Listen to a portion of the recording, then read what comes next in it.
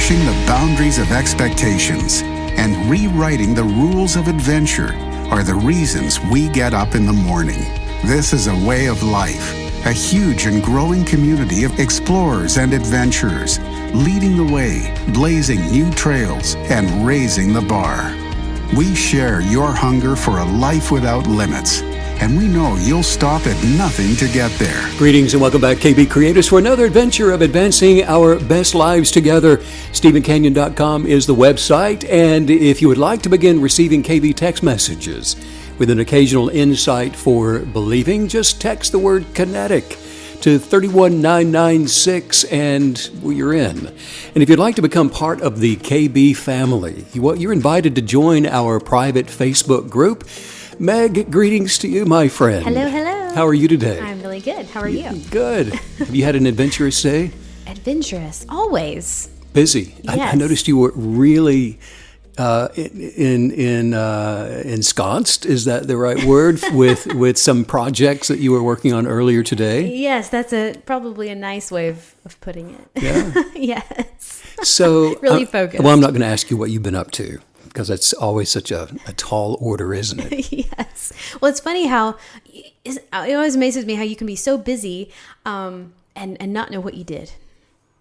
Well, that's probably a good kind of busy. Yes. Sometimes, like when you've got a lot to do. Yeah, go, and then you get done and you say, what did you do? I have no idea. I'm just so glad to be back in the air chair here for another podcast. How about you? It's so centering. I'm so grateful for these podcasts. It always feels just incredible. Did you ever read the story? I'm sure you did, of Jack and the Beanstalk, or the yes. movie. Yeah. Mm-hmm. Great. It's a great story, isn't it? Is. What an adventure, right? It's a good story. You're right. There's so much to that. It's like making the most of life's opportunities. And I love that, for example, Jack deciding to sell the cow, right, in order to buy the magic beans. Yes. Get rid of one thing to upgrade. Mm-hmm. Remember that part of it? Yeah. And then, which took him to, once he did that, was willing to do the hard thing in order to graduate and advance and become more. Yes. Then it took him to a higher viewpoint, right? Right. Wouldn't you say that he had to face a new giant in his life? Yeah, I would say so. You would, wouldn't you? Sure. Hence the story of Jack and the Beanstalk. Hence the story. You know something, Meg? Every single life has an adventure that includes getting rid of a cow. What? Planting a seed, right? Yeah. Climbing a stalk, facing a giant. Mm-hmm. Did you ever feel like you were just stuck somewhere in your life, right where you are? Yeah, absolutely. I think we've all been there, right? We all have those moments of thinking, I don't see, you can't see a way out. That's what makes you feel stuck. And then usually, and it almost invariably always takes being willing to do the hard thing, make a tough choice, a tough decision, get rid of one thing to make room for something new to come in, right? Mm-hmm, yes. Maybe there's somebody listening today that feels like you're in a rut and nothing seems to be getting any better in your life. Perhaps, maybe the COVID lockdowns have changed your expectations for living abundantly. And if so, then I want you to know that today you have come to the right place, because we're going to attract change to whatever it is that you've been experiencing, and we're going to do it today together. In nature, when we observe outside of our area of influence and we begin, taking note of the things that are going on outside of that sphere, we can see that all life forms, every bird, every flower, all life forms advance from one state of being to another by perfecting the experience of life at a lower state of being first. Then, once experiential awareness is obtained, in other words, it becomes familiar with the environment, familiar with awareness, and awareness becomes second nature to that life form. Then, that's when a life form advances to the next stage.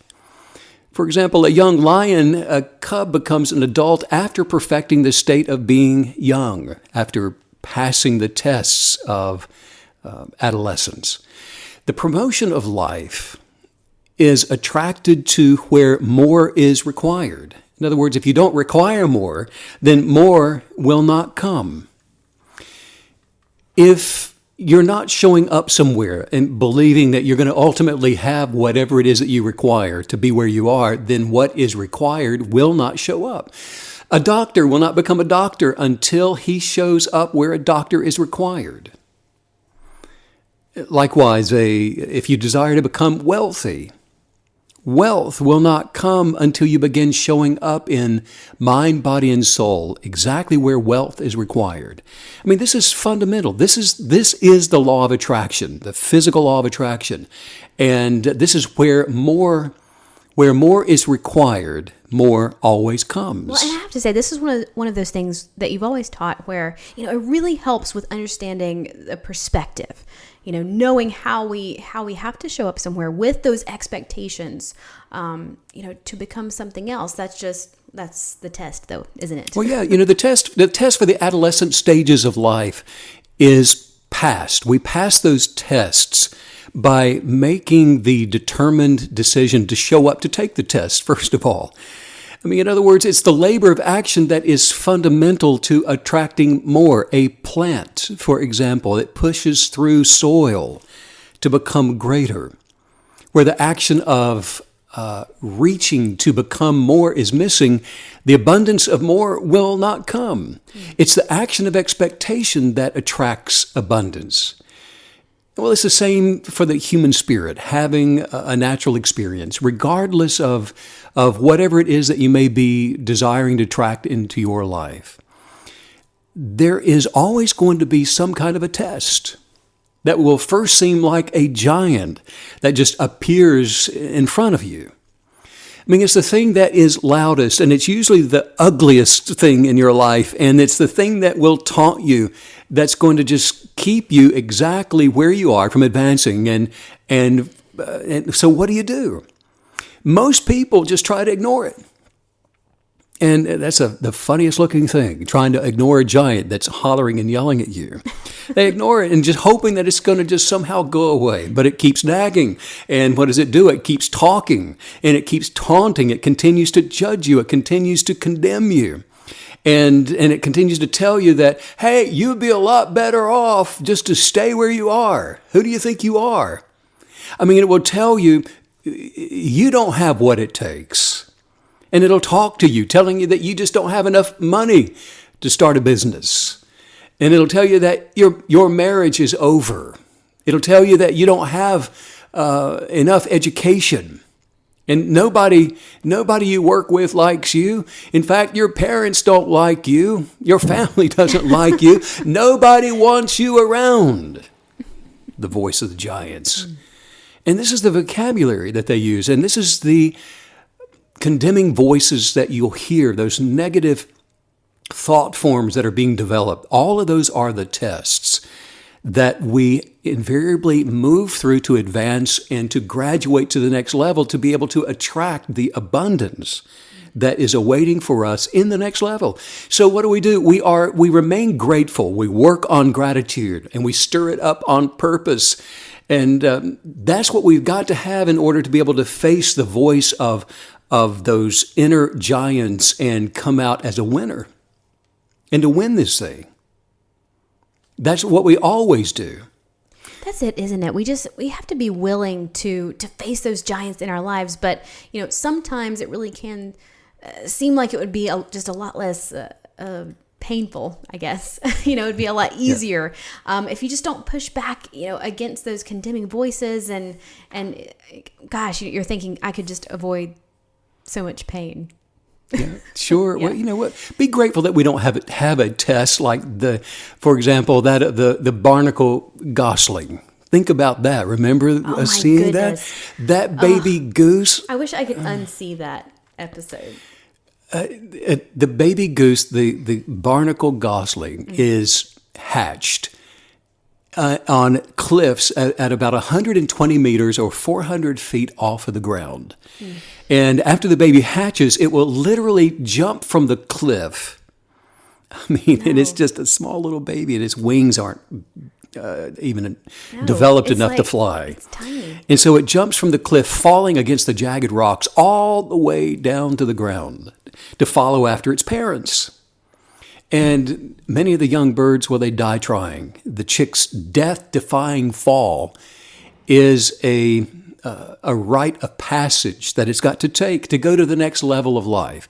And I can tell you, Meg, without any hesitation at all, that I am so grateful that I didn't come inside from playing in my sandbox one day to hear my mom say, "Well, Stephen, it's a nice view from here, isn't it? You can see a long way from the top of this cliff, can't you? Well, you know what? It's time for you to jump from this high, rocky perch. Now, it's probably going to kill you, just like it did some of your sisters and brothers. And but Stephen, if you can somehow survive tumbling down those rocks, then, well, my little sweetheart, you can just follow me around for a little while longer."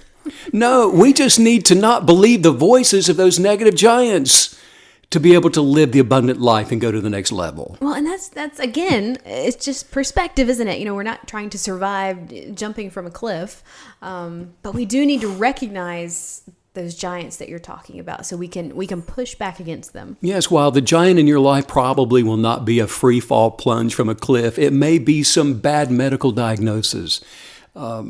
It could be the loss of a job or money problems. It may be something that keeps showing up every day, day after day in your life, mocking you. Maybe a troubled relationship. It's some kind of perhaps a fear, or maybe there's an insecurity that continues to taunt you. Maybe it's an addiction that you just can't seem to get rid of. Whatever it may be, look, the existence of your giant is it's a negative hindrance between you and the life that you're believing to manifest. The first thing to do is to look at all of the negative, pessimistic, relentless giants in your life as an opportunity. Because look, it's when you are faced with a hindrance, some kind of a test or some kind of a hardship, that you have a very clear choice that you can either try to ignore it, and by doing so just allow it to become a part of your life year after year, or now, and this is where things actually begin to become exciting, you can contend by deciding to push through to the other side. And when we contend with tests, when we face those giants, with those negative giants, and we do it in order to push beyond them, then we become greater in positivity and expectation than the hindrance, and we can then expand our territory to become more. The only thing that will ever keep you from attracting what it is that you desire into your life is the fear of the negative giants that are showing up. Everybody has them, and only a few are brave enough to move through them. Success comes to those who ultimately choose to not allow their negative emotions and those giants to provoke them and to make decisions for them. Well, you're describing such a powerful idea right now. Just this idea that, as a foundation for all of our decision making, that as long as, we'll continue to be successful as long as we're not allowing these negative emotions to dictate anything. Right. Yeah. A person that can control their emotions can manifest anything that they should ever desire into their lives. We're advancing through our giants when we maintain gratitude for all things in our lives and gratitude for what we just know is coming into our lives. When you begin desiring more life than your present circumstances can contain where you are right now, that's when the functions of the next higher level begin to change your circumstances, to enlarge your territory so that you can contain more and manifest more of you. The natural order of the evolution of your advancing mind, body, and soul involves higher concepts regarding what you expect out of life every single day. The same way in which your body just naturally evolves, but with the inclusion of your higher expectations for evolving to the next level.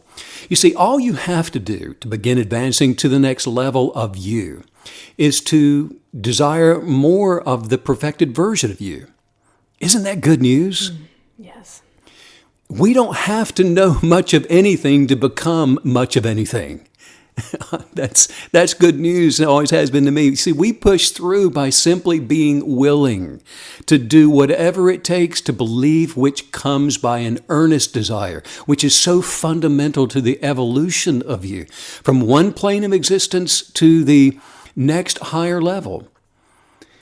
The energetics of advancement are the natural processes of living our best life. It's so natural, in fact, that the same energetics of enlightenment for advancement have appeared again and again and again and again through over the ages in the minds of so many different people. And in different ages in different parts of the world even, for thousands of years. The Indian sages actually called this phenomenon of moving through stages of life to become abundantly more of who we were meant to be, the Sanatana Dharma, which is the perennial philosophy that the natural order from moving from one level of functionality to territory that we've expanded into by imagining to become more. In quantum mechanics, all of this is just a form of synchronicity. In other words, it's like trying to watch a tree grow. I mean, have fun with that. The rate of change is too slow to actually be able to notice the change. However, over time, you see, within the positive environment for advancement, the tree becomes more of the original intention of the design for that tree. And the same is true with a human creative. The synchronicity of the kinetic believer's mind is connected with a cosmic background that has mind-like properties. And it's the evolution of our thinking that is characterized by the fact that there are truths regarding the order of the advancing world. When we continue to hold on to our desire for growth and development, like that of the tree, the mind-like properties of the cosmic background attracts growth to our experiences. We begin to see things in a new way. Our subjective expectations for reality to change, to become us, actually begin to develop and to grow. But unlike the tree, you see, our expectations, because we are created in the image of the Creator, our expectations, our beliefs, our articles of faith, has the final authority, the determining authority to make the decision if we're going to grow and advance or not, if we're going to remain the same or if we're going to digress. In other words, like it or not, it's up to you. We don't have any excuses for being a victim, for not moving on. We can make them up and hopefully they'll stick and other people will believe that it's just not our fault. But we have the ability to choose to become more or to become less, advancement or diminishment, life or death. You know, what you're saying, it seems so easy, and it probably would be a lot easier if we just wouldn't keep making all of these excuses. You know, it's so human. You just want to blame others or blame the weather or the dog or the cat or, you know, we want to blame something for not passing our test. But, you know, isn't that it? As long as we don't take that responsibility for what we have, we're essentially choosing to not advance in life. Yes, and this is the fundamental principle of the evolution of changing circumstances into that of attracting all advancement. In alignment with this principle for abundant living, for healing, for attracting great wealth, whatever it is, we only advance by overfilling our present place with the imaginative belief for more. In other words, whatever life space you're occupying right now, outgrow it and more will come. Until my senior year in high school, my extracurricular activities did not include playing football. And I was in drama, so I was in school plays. I played the clarinet with the school orchestra, and I was the drum major in the marching band. I spent my Saturdays as a cast member on the NBC sitcom for kids. And so that kind of took care of my weekends for many years. And I mean, I had my schedule from the time I was 12 years old until my senior year. But then I decided, hey, you know what? I want to play football. I mean, I was thinking, you know, if I don't do it now, I'll probably never have the chance to play it, because I don't know of many adults that are showing up in random parks on weekends to play American football. Can you imagine how much that would hurt? Probably as much as me swimming a couple laps in a pool these days. But so anyway, I got busy the summer before my senior year, putting the time in to do the imaginative work of playing football. Since I hadn't played the game as an organized sport, I had the imagination, I had the desire, I was ready to push through the giants that were telling me, well, you've never played team football before. Who do you think you are? You're not big enough. But I put action, you see, to my belief. And I began stirring up gratitude for the opportunity, for the strength. And I began to develop in the attitude and the mindset. And then I became determined that, you know what, I'm going to expand the territory of the space that I am occupying. And I showed up for tryouts. And I pushed through the condemning voices of giants, both imaginative and literal, and kinetically believed to manifest a position on the team. A week later, I got the call, made the football team as a starter. Well, and just really quick, I have to say, I love how that you told us that you started that, the summer before your senior year. You got busy doing that imaginative work of playing football. So, to parlay that into what you're teaching today, just whatever it is that we're wanting to see manifest into our lives, we have to first get busy doing that imaginative work. You must do perfectly all that you can do right now where you are with what you have. And the law of attraction, through the immovable power of kinetic belief, will begin rearranging the circumstances of your life to be able to advance you and to mature your ability so that you can do later things that you cannot do now. The action of doing today, to the very best of your present abilities, where you are, with what you know and with what you have, but doing today as if today is the only day, because it actually is the only day. The perfection, to doing to the perfection of one thing without griping, without complaining. This is the state of consciousness that attracts you the equipment for doing the next larger thing, because this is the principle inherent in the cosmic universe for expanding the human experience. This is the kinetic believer's way of continuously advancing life. When you do one thing perfect in your ability to do, with happiness and joy and with gratitude, the substance of your promotion is instantly presented even when you cannot see it, with an opportunity to begin doing the next larger thing. You see, this is the universal law of all life. It does not change. This universal law of life is unfailing, and it will never let you down. The life force of doing perfectly all that you can do right now, even if you don't yet know what your genius of purpose is, even if you don't have any desires beyond the life that you're living right now. The particulars are unimportant. What matters, though, is that you begin doing whatever it is that you do perfectly to the best of your present day ability, until the doing of it becomes so easy and so pleasant, enjoyable.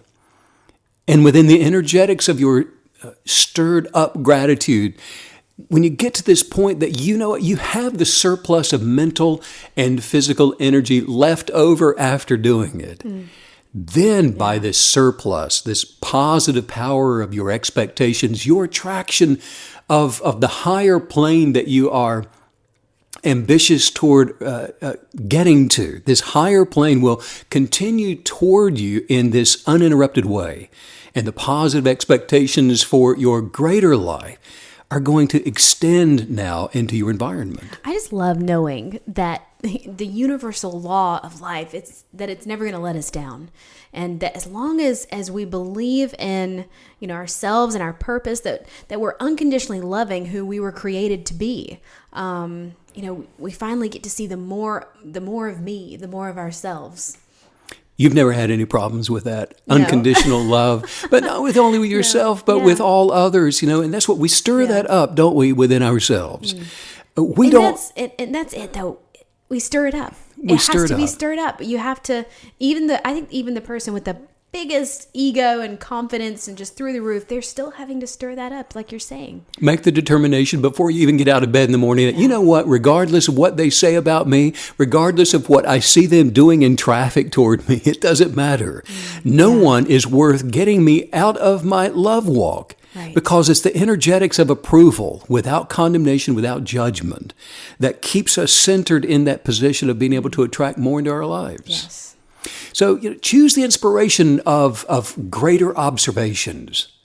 From a higher viewpoint, look for those things that are beyond you and allow those to inspire you. And then that's when the more of you will follow. And that's so inspirational, isn't it? Just observing the greater possibilities. It's so inspiring, isn't it? Yeah, being observant.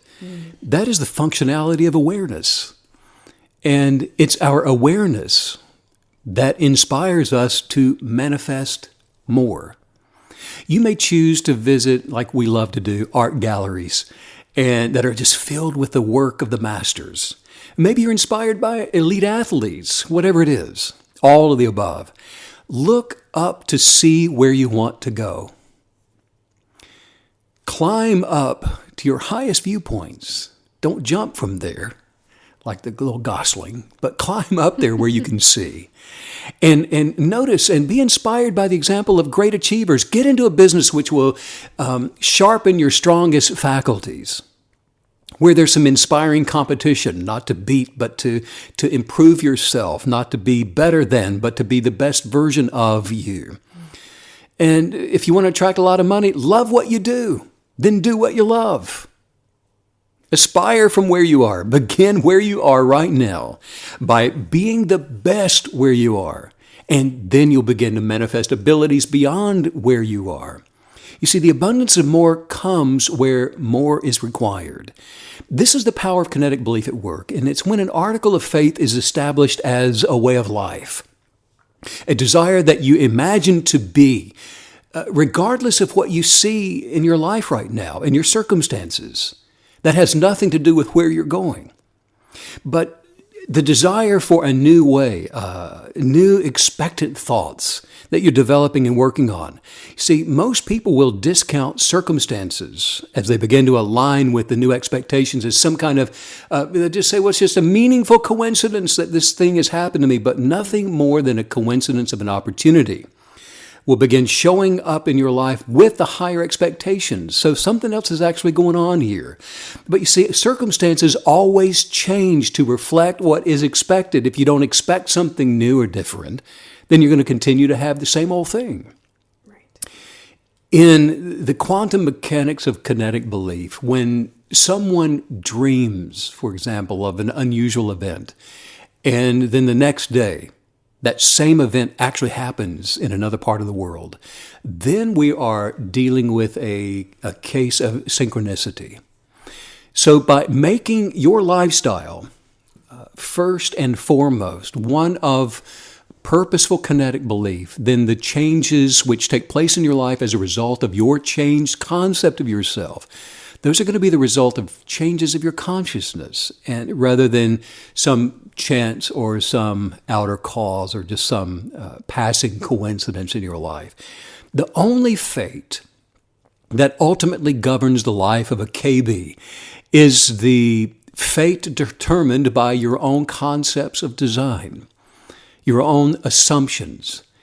And now here's the creative, the beautiful contradiction for an assumption.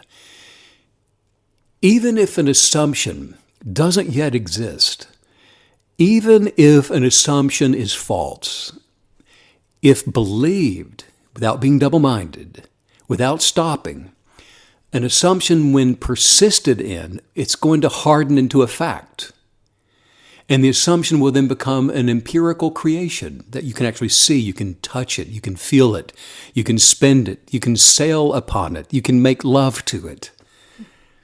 The ideal we hope to attain in this life will not manifest itself until we have imagined that we are already that ideal.